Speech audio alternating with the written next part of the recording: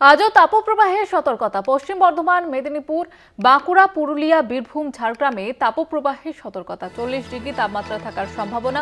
স্বাভাবিকের থেকে 5 ডিগ্রি বেশি। কলকাতার সর্বোচ্চ তাপমাত্রা 33.7 ডিগ্রি। কলকাতার সর্বনিম্ন তাপমাত্রা 26.5 ডিগ্রি।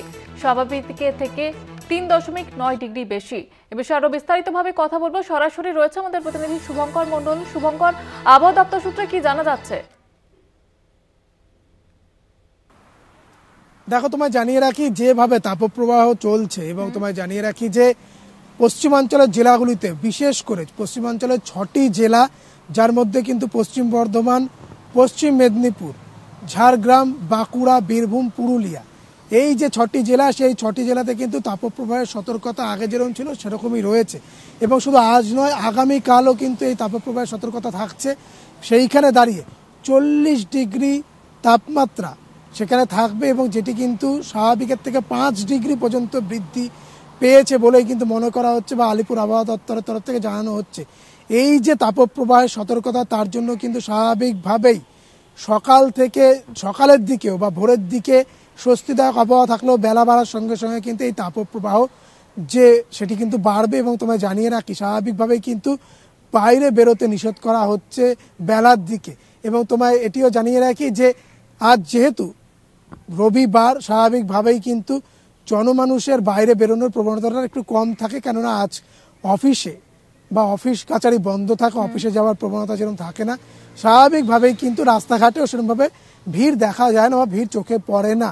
এবং সেই দিক থেকে তাকিয়ে স্বাভাবিকভাবে শহর কলকাতারও তাপমাত্রা আমরা কিন্তু দেখতে পাচ্ছি যে সর্বোচ্চ তাপমাত্রা সেটি 33.9 ডিগ্রি, সেটি কিন্তু কিছুটা হলেও স্বাভাবিকের থেকে প্রায় 3 ডিগ্রি বেশি। এবং সেইখানে দাঁড়িয়ে স্বাভাবিকভাবেই শহর কলকাতাতেও কিন্তু অস্বস্তিদায়ক যে ওয়েদার বা আবহাওয়া সেটি কিন্তু বজায় থাকবে। আর্দ্রতা রয়েছে বাতাসে এবং সেইখানে দাঁড়িয়ে স্বাভাবিকভাবেই কিন্তু পশ্চিমাঞ্চলের জেলাগুলিতে যেইভাবে তাপপ্রবাহের সতর্কতা ছিল সেই সতর্কতা জারি রয়েছে। শহর কলকাতায় অস্বস্তিজনিত আবহাওয়া এবং সেখানে ঘর্মাক্ত যে পরিবেশ, সেটি কিন্তু পরিস্থিতি বজায় থাকবে। বাতাসে আপেক্ষিক আর্দ্রতা সেটিও কিন্তু বজায় থাকবে। এবং সেইখানে দাঁড়িয়ে স্বাভাবিকভাবেই নিষেধ করা হচ্ছে বাইরে বেরোতে। বেশি করে জল খাওয়ার কথা বলা হচ্ছে। বাইরে বেরোলে মাথায় টুপি, চোখে সানগ্লাস এইগুলো ব্যবহার করতে বলা হচ্ছে। স্বাভাবিক কারণেই কিন্তু আমরা জুইতে এই ধরনের ওয়েদার খুব একটা এই সময় দেখি না। আরেকটু সময় গড়ালে, অর্থাৎ এপ্রিলের পরে আমরা এই ধরনের আবহাওয়া দেখতে পাই, যেখানে কিন্তু ব্যাপকভাবে গরম বাড়ে, অস্বস্তিজনিত আবহাওয়া বা ওয়েদার সেখানে দেখতে পাওয়া যায়। কিন্তু এবার দেখা গেল যে একেবারে দোলের পরপর বা দোলের সময় থেকেই তাপপ্রবাহের সতর্কতা জারি করা হয়েছে। মূলত পশ্চিমাঞ্চলের জেলাগুলিতে যেভাবে পাল্লা দিয়ে তাপমাত্রা বৃদ্ধি পেয়েছে, তার জন্যই কিন্তু ওয়েদার অফিসের তরফ থেকে বা হাওয়া অফিসের তরফ থেকে এই সতর্কতা জারি করা হয়েছে। সেইখানে তাকিয়ে এখনো প্রায় দিন দুয়েক এই ধরনের অস্বস্তিজনিত আবহাওয়া এবং সেই সঙ্গে তাপপ্রবাহের পরিস্থিতি বজায় থাকবে। শহর কলকাতাতেও অস্বস্তিজনিত আবহাওয়া এবং সেই সঙ্গে তাপমাত্রার বৃদ্ধি সেটি কিন্তু বজায় থাকবে। তবে মঙ্গল বা বুধবার থেকে কিন্তু পরিস্থিতি স্বাভাবিকের দিকে এগোতে পারে, এমনকি সেই সঙ্গে সঙ্গে কিছুটা বৃষ্টিও হতে পারে বলে আলিপুর আবহাওয়া দপ্তরের তরফ থেকে জানানো হয়েছে। সেটা কিন্তু অনেকটাই স্বস্তি দিতে পারে। তবে এই মুহূর্তে যা পরিস্থিতি, আমরা সকালের দিকেও দেখেছি বেশ কিছুটা স্বস্তিদায়ক আবহাওয়া থাকলেও যত বেলা গড়াচ্ছে তত কিন্তু এই ওয়েদার অনেক বেশি গরম হচ্ছে।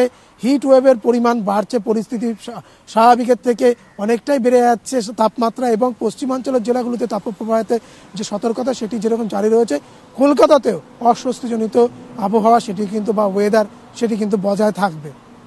একেবারে ধন্যবাদ জানাবো শুভঙ্কর।